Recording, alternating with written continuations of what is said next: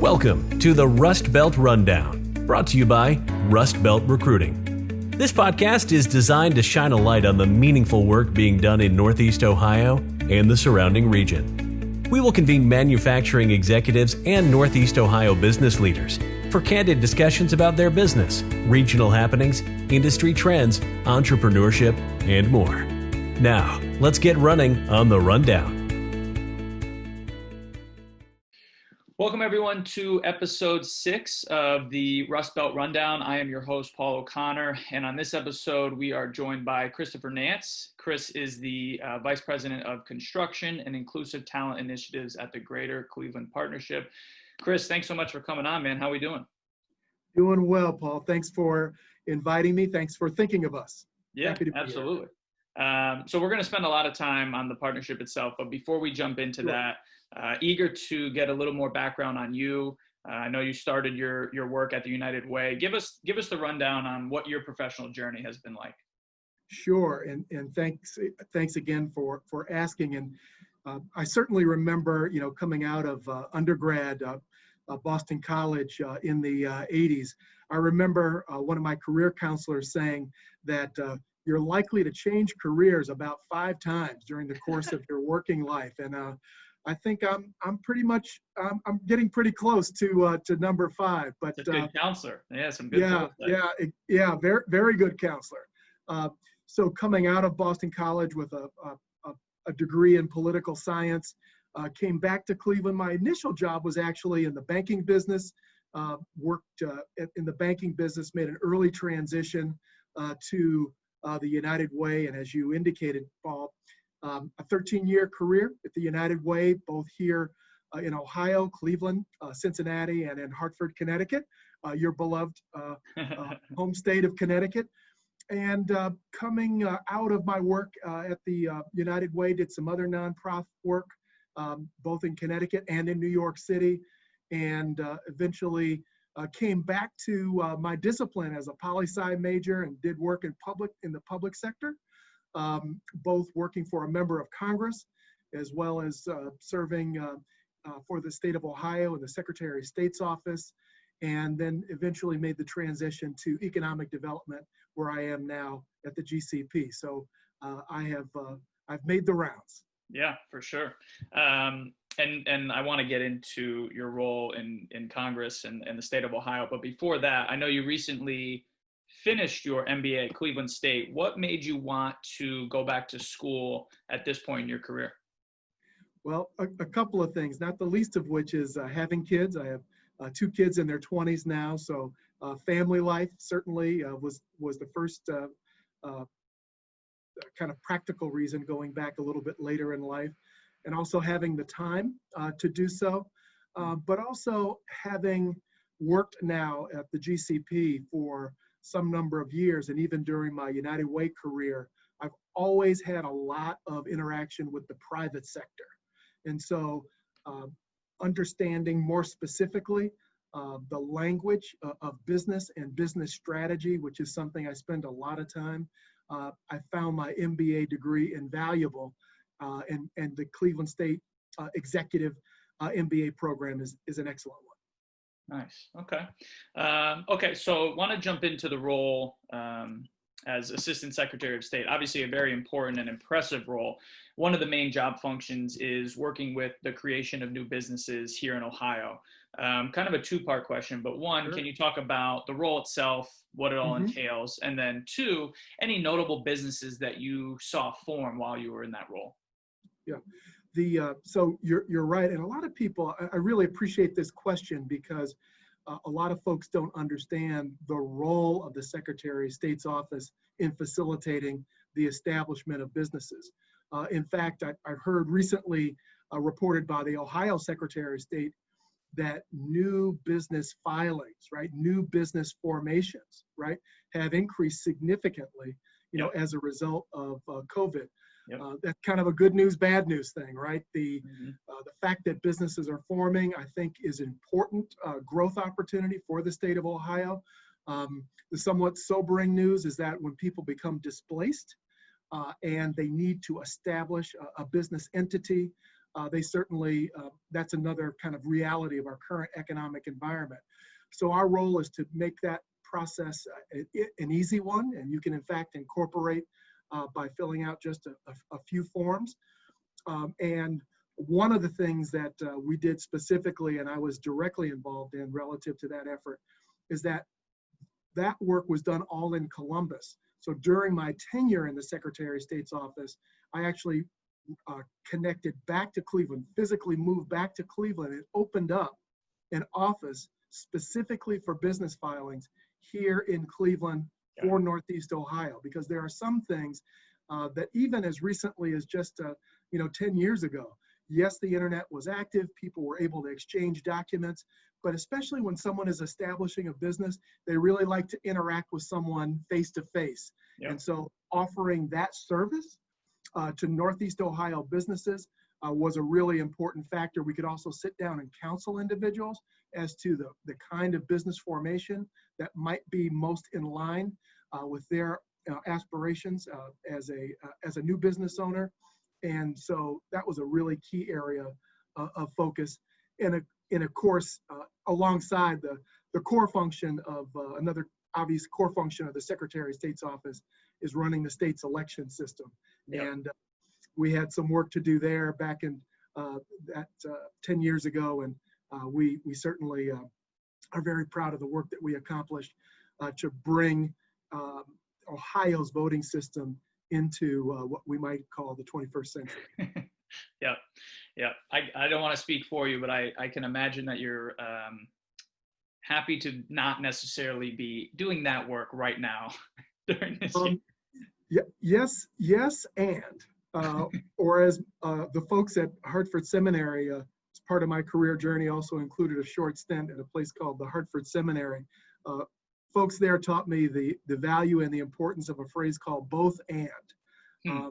I'm glad that I'm perhaps not working in the Secretary of State's office right now, and I'm also glad that we were able to put in some systems, administrative, operationally, and technically, where the voting process here in the state of Ohio is one that is reliable and people are taking advantage of by the millions, and we're very proud of that work.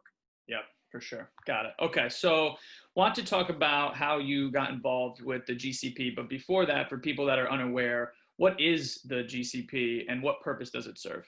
Sure. It is from a marketing standpoint, the Greater Cleveland Partnership doesn't necessarily speak to exactly who we are. So again, very thoughtful question. So the Greater Cleveland Partnership is Northeast Ohio's Chamber of Commerce. Not only the Chamber of Commerce for Northeast Ohio, but we're the largest Chamber of Commerce in the state of Ohio, as I think Paul, and we are actually one of, if not the largest metropolitan chamber in the U.S. And that alignment that now positions us to be one of the largest in the country really started 20 years ago, where there were three separate organizations, one that focused on small business, one that focused on minority business, and another that focused on the largest businesses in Cleveland. And about 20 years ago, those three organizations and the boards of those three organizations got together, some for some very practical reasons. Jobs were moving overseas. Cleveland's economy was contracting, and as they looked around their respective boardrooms, there was a lot of overlap between those three organizations. So it was both a practical, but then ultimately a strategic merger of COSI, Small Business Strategy, the Greater Cleveland Roundtable, which drove the minority business strategy, and Cleveland Tomorrow, which again had the representatives from our largest businesses. And now 20 years later, we are finding that practical and strategic decision now has positioned us to really be on the cutting edge of economic development strategies and a number of very important kind of synergies between those three kind of core areas of focus within the GCP. Got it. And talk to us how you got involved with them, because I know you started off, and I don't want to say this, but almost as a consultant, and then joined full-time in 2014. Sure, exactly. Having had a career in nonprofit management, as I mentioned, working at the United Way and Hartford Seminary, then making the shift into the public sector as the deputy director for a congressional office, and then the work in the Secretary of State's office. The shift into the economic development sector, just as a practical, this is Rust Belt recruiting. And so as a part of your work, it's really important to be able to communicate to a prospective employer kind of what's next. Is there some logic in your career growth? And so I have worked, as I mentioned, with the private sector, but coming on and doing some consulting work with the GCP was an opportunity for what some describe as a try before you buy. I had an opportunity to learn something about the economic development world here in the greater Cleveland area. And also the GCP had a chance to see, someone with my particular background and portfolio, how that would overlap, into the work of economic development. And so that consulting work happened to be a very kind of logical bridge for me to get introduced into the economic development space, which very much aligns with my background, happens to align with the specific responsibility that I now have. Got it. So you alluded to the fact that the GCP has more than 12,000 members. It's the largest metropolitan chamber of commerce in the nation, which I think some people would be surprised by. Talk to us about the growth since you've joined. What has contributed to that? Yeah, as I mentioned, the merger of those three strategies, I don't think it is common necessarily, Paul, for those different economic development interests to be merged under one umbrella. Got it. And again, that strategic decision, I think, has had many, many benefits, not the least of which, shows up.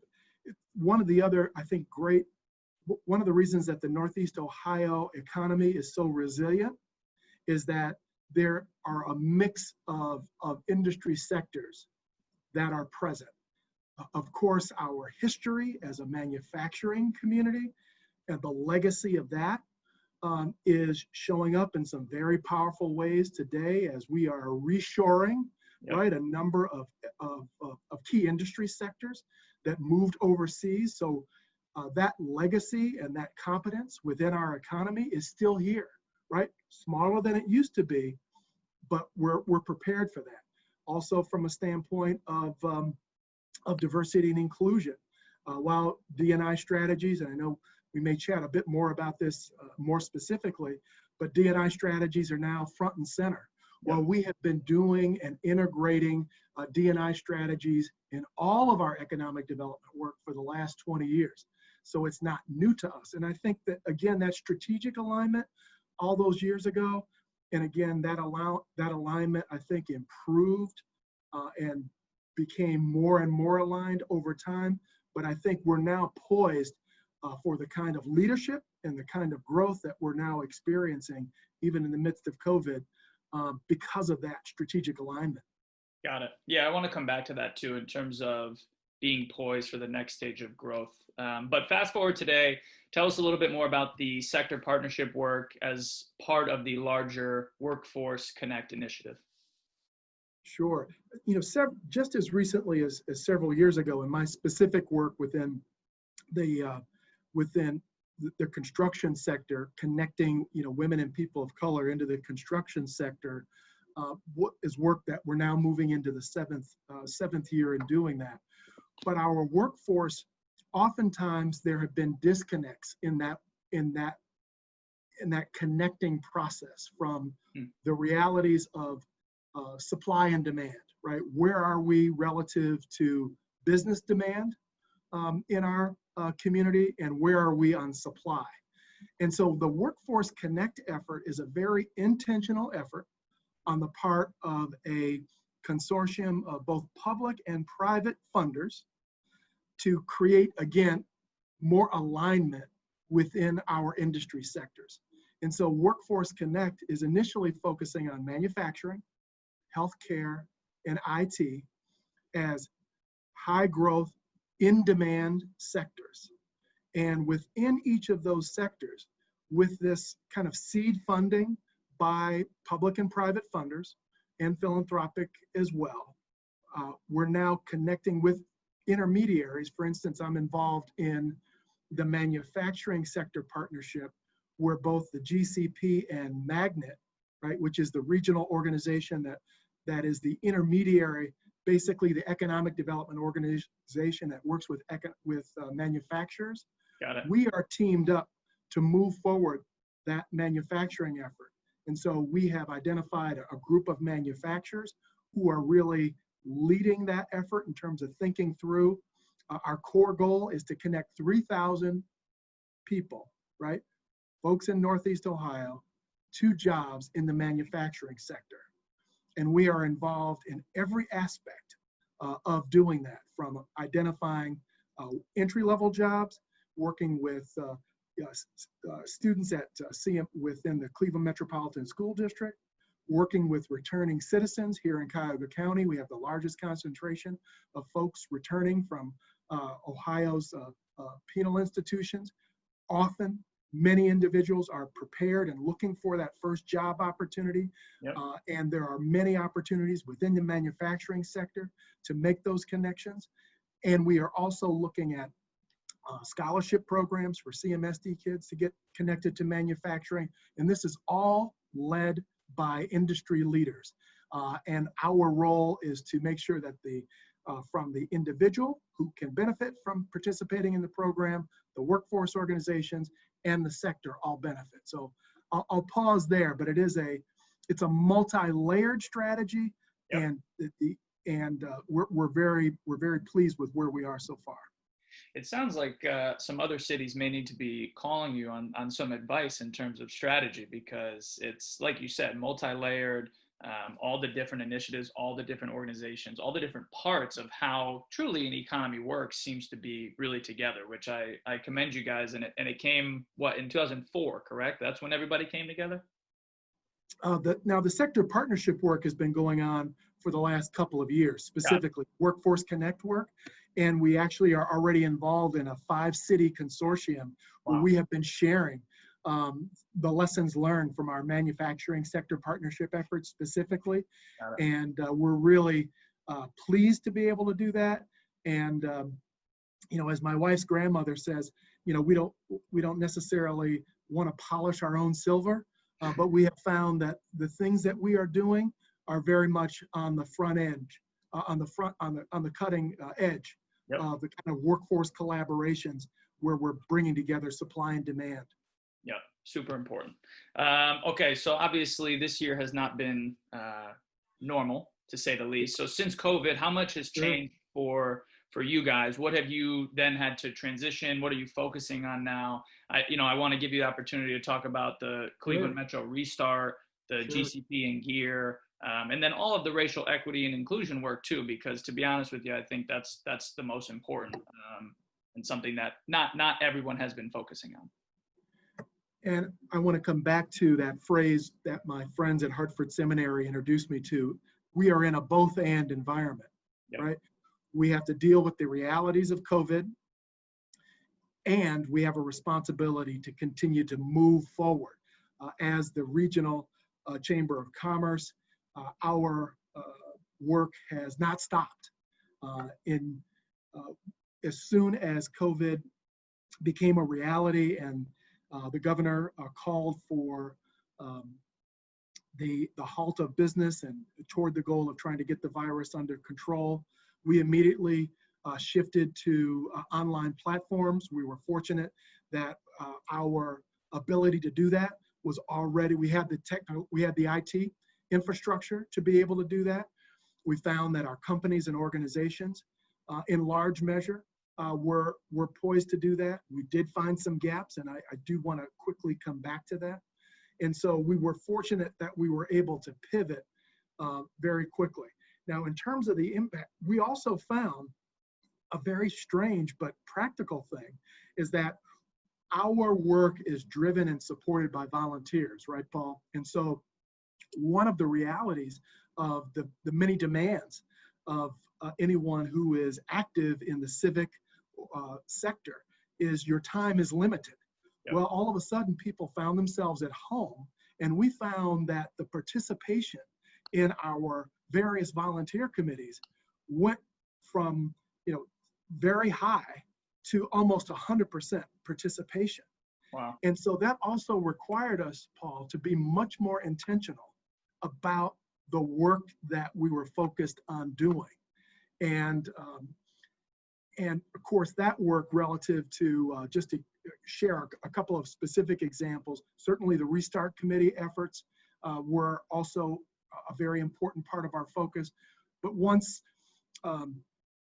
the George Floyd incident moved into the national spotlight and racial equity issues became front and center, again to the point where the GCP made that strategic decision 20 years ago to embed diversity and inclusion strategies and related areas of focus as a part of our business community. We did not need to introduce that idea, to the greater Cleveland business community. Which a lot of people, organizations, companies, cities had to do, and they had to scramble. That's right. Yeah. That's right. And in many ways, it became kind of an unusual opportunity for us to inform folks of things that we have been doing for years. And so it gave us a chance to just plug them into, one specific example. There's a tool called the D&I assessment, the DE&I assessment, where companies and organizations, we have about 150 companies who take a survey, a confidential survey, to establish that benchmark of where are they relative to their diversity and inclusion practices, from supplier diversity to senior management diversity and all in between. Yep. And so that benchmarking allows companies and organizations to establish, okay, where are we today? And then chart a plan to move that effort forward over time. And we have a whole series of supporting efforts and programs and activities and additional tools and resources that we have had in place, that we have expanded. And again, for us, it's been an important opportunity to introduce something to many segments of our business community that has been present for quite some time. And we've been very encouraged by that. That's fantastic. It's amazing. And I'm sure you're getting calls from other businesses and saying, hey, tell us more about it, right? And what have you... Businesses around the region, businesses around the state.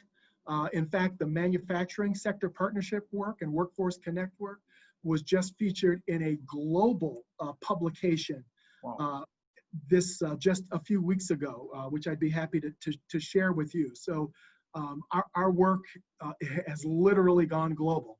That's great. That's awesome. Kudos to you guys.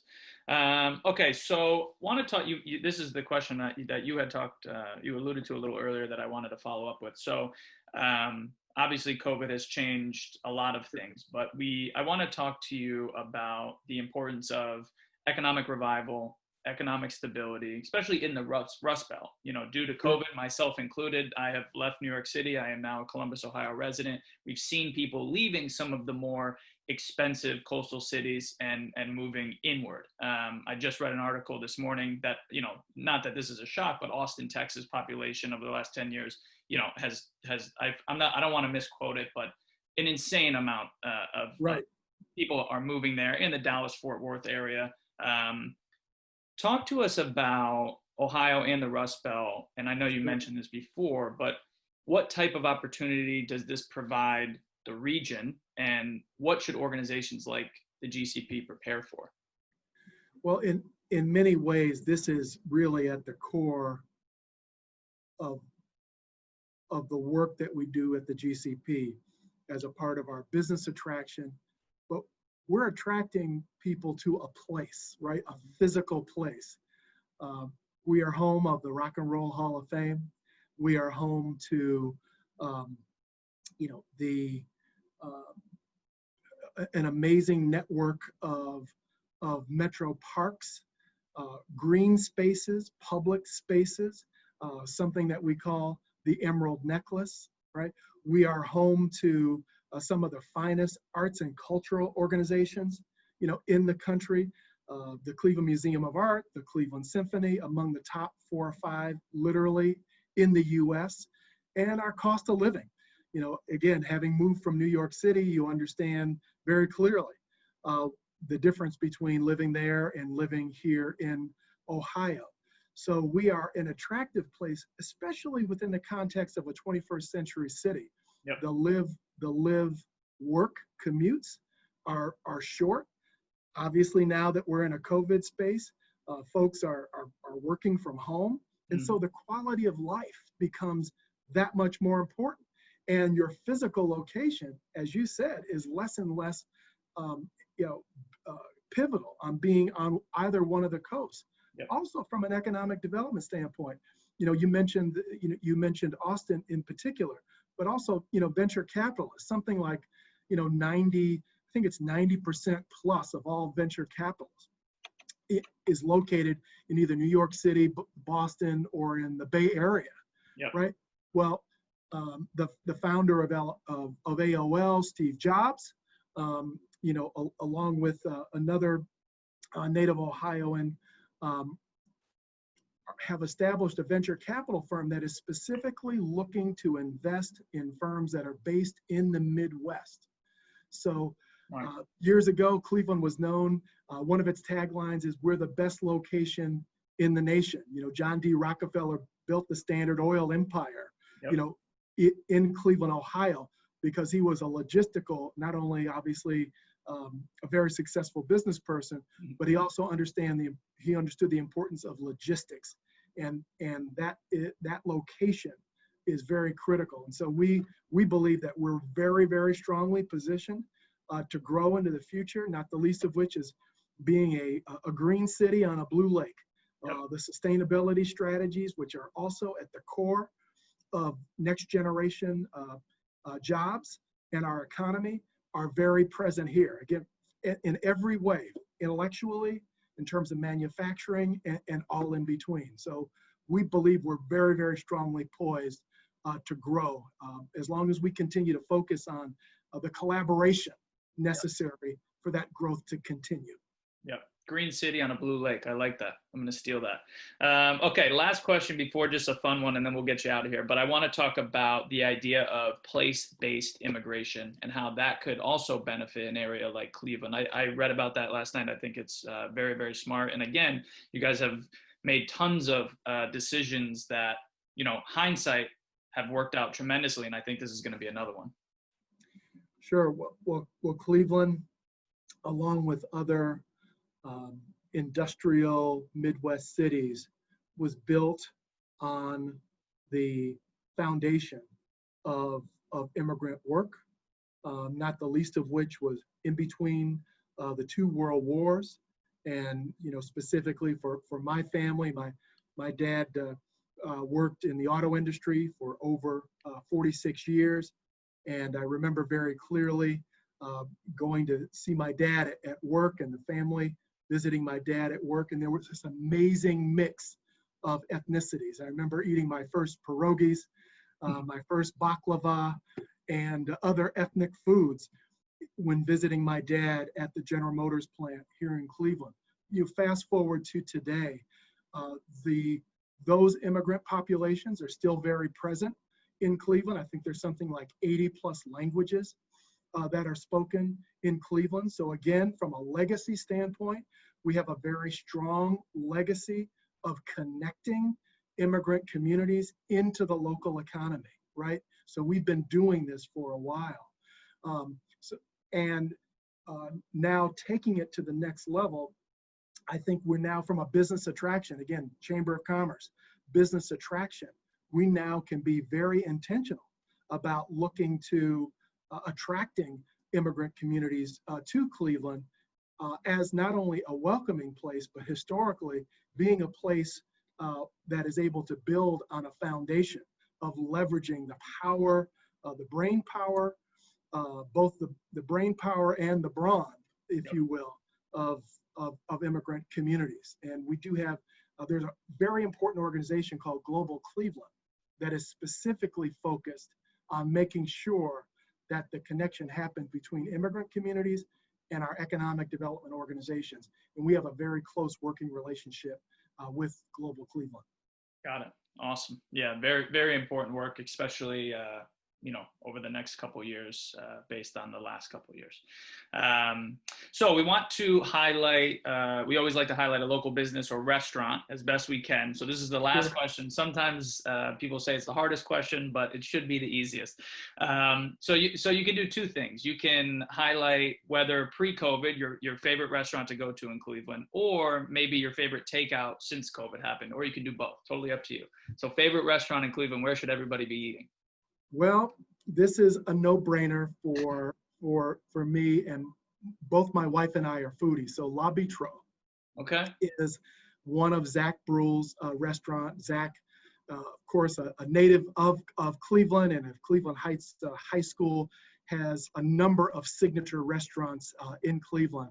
So while it happens to be French cuisine, they also, one of our favorite items on the menu is this amazing burger, right? My wife and I are huge burger fans, and I think it only costs like $16. So while it does have a fancy French name and it does have a lot of fancy French food, the burger is actually one of our favorite things. So Zach Bruhl's La Bitro, which happens to be located in the University Circle area here in Cleveland near the museum. So that's top of our list, both pre-COVID and now. They have an amazing patio, and their indoor dining. They've been following all the highest health standards in alignment with direct consulting with Cleveland Clinic, which is, of course, not only Cleveland's largest employer, but now the largest employer in the state of Ohio. So their health and safety standards have been tip top. So awesome. Okay, so La Bitro, that's where I'm gonna have to go next time I'm up in Cleveland. But Chris, let me know. Happy to connect. We know a few people there. Yeah, done deal. Okay, well, Chris, thank you so much for coming on. We really appreciate it. Really quick before we go, just want to give you the opportunity to tell people where to go to find out more about the partnership, whether that's social channels or the website. Where should people be going? Sure. Yeah, gcpartnership.com. That is where you will get connected to the GCP. We have staff members that are we're nearly 100 employees strong. We continue to be available 24/7. We have a number of links, information and resources to how to connect you to businesses, whether you're starting a business as a sole proprietor or if you're a part of one of our larger organizations in Cleveland, where we'd be delighted to hear from you. gcpartnership.com. Awesome. Well, Chris, thank you again. Really appreciate it. Enjoy the rest of the week, and we'll talk with you soon. Terrific. Thank you, Paul. Thanks. Thanks for tuning into this episode of the Rust Belt Rundown. Make sure you check us out at rustbeltrecruiting.com. The Rust Belt Rundown is available wherever you listen to your podcasts. Make sure to hit that subscribe button and click on 5 stars if you enjoyed this episode. See you next time.